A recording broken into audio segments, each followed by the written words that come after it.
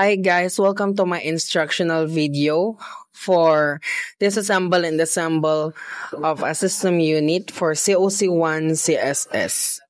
So first of all, bago tayo mag-repair ng computer, kailangan muna nating i-check kung gumagana ba yung PC para malaman natin kung may sira ba or may fault or may error ba dun sa computer. Para malaman natin, kailangan natin siyang isaksak muna para malaman natin kung talagang gumagana ba ito or hindi.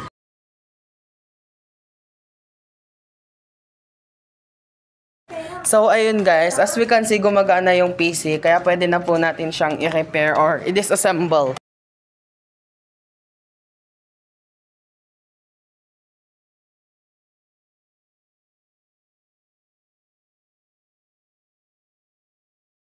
So ayun guys, as we can see, gumagana naman yung PC, kaya start na natin yung pag-disassemble ng system unit.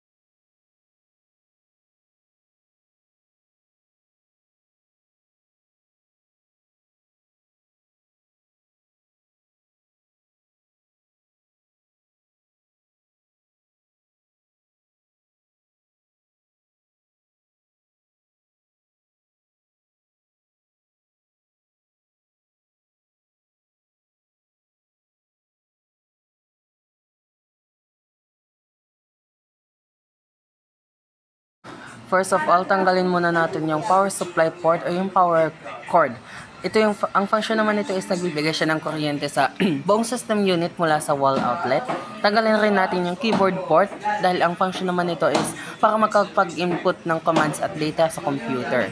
Tanggalin rin natin yung mouse port para ito yung function naman nito is para kontrolin ang cursor at mag-interact sa computer interface. Lastly, tanggalin natin yung VGA port or yung monitor cable. Ang function naman ito is nagpapadala ng video signal mula sa computer papunta sa monitor para makita ang display. So, ayun, umpisahan na natin yung pag-disassemble ng system unit. First of all, tanggalin muna natin yung cover ng system unit or yung sa casing niya. I-unscrew na natin yung mga screw niya para ma-open natin yung system unit.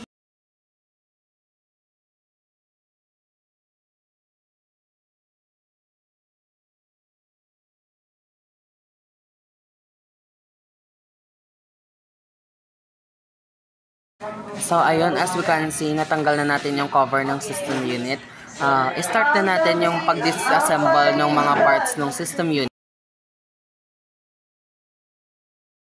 First of all, ang una kong tinanggal is yung RAM o mas kilala na random access memory. Ang function naman nito is temporary memory ng computer. Ginagamit para sa mas mabilis na data processing habang naka-on ang system. Second is, ang tinanggal ko is yung SATA cable o mas kilala sa Serial Advanced Technology Attachment. Ang function naman nito is nagko-connect sa storage device, HDD or SSD sa motherboard para sa data transfer.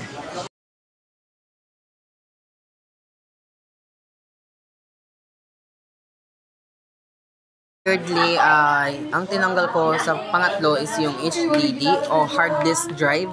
Ang function naman nito is store and retrieve digital data including the operating system, applications, document, and media files.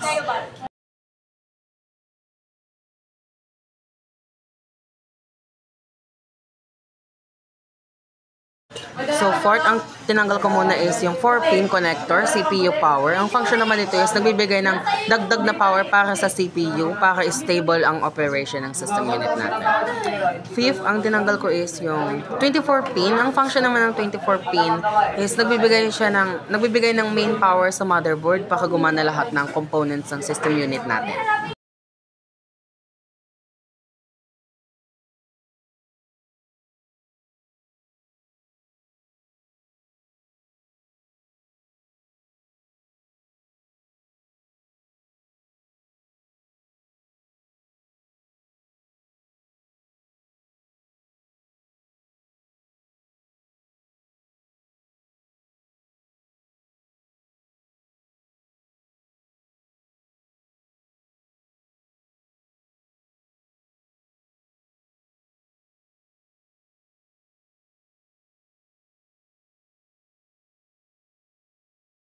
So ayun, unscrew muna natin yung mga screws ng power supply natin para matanggal natin siya.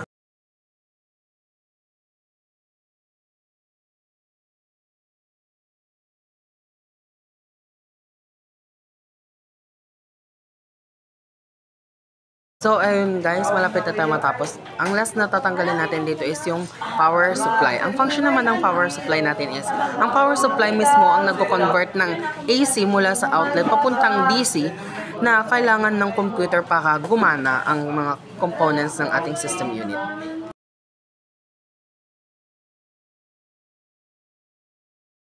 Ayun guys, as we can see, natanggal naman na natin yung mga kailangang tanggalin. So, umpisahan na natin ang pagbabalik ng mga tinanggal natin na component. So, ayun guys, ibabalik na natin yung mga components na or part ng mga tinanggal natin kanina. Ibabalik na natin para ma-check na natin if gumagana ulit ba yung PC after natin siya i-disassemble.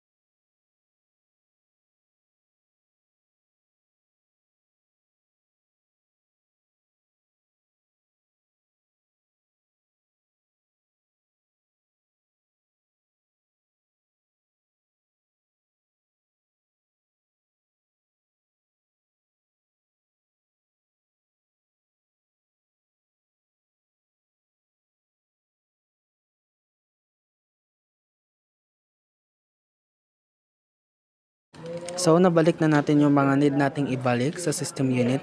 I-check na natin siya. So, ayun na guys, saksak na natin para malaman po natin kung gumagana ba yung piecing dinesassemble natin or dinesassemble natin.